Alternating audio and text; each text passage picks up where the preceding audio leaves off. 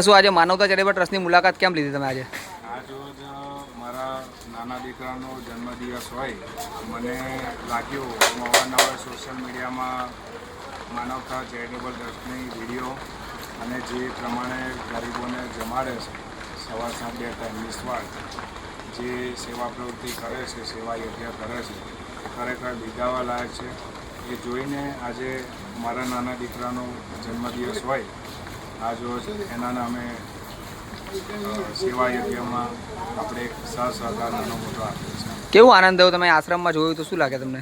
જે રીતે આપણે ધાર્યું હતું કે ભાઈ ગરીબોની સેવા કેવી રીતે કરવી, કેવી રીતે ગરીબોને સાચવવા, આજની તારીખમાં ગરીબો માટે કોઈ કશું કરતું નથી, બરાબર. અને એના માટે થઈને હું જાતે આ જગ્યાએ આવી અને મેં જોયું કે ખરેખર બિરદાવવા લાયક સેવા યજ્ઞ ચાલી રહ્યો છે.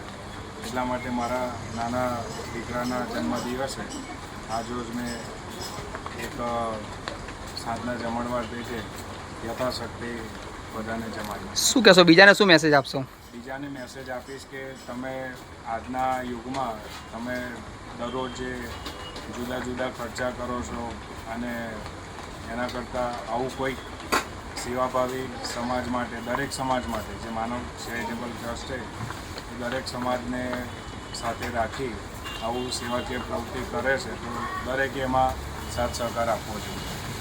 હા, તો આપણા સપોર્ટર અને આજે એમના છોકરાની બર્થડે ખુશીમાં આજે જમવાનું રાખ્યું હતું, તો તમે પણ એક દિવસ અમને આપીને યથાશક્તિ પ્રમાણે સપોર્ટ કરજો તેવી આશા રાખીશું. તો માનવતા ચેરિટેબલ ટ્રસ્ટ ભૂખ્યાના ભોજન આણંદ રેલવે સ્ટેશન અને આશ્રમની વ્યવસ્થા કરેલી છે અને આપ સૌના સાથ સહકારથી સપોર્ટથી જ કરેલું છે.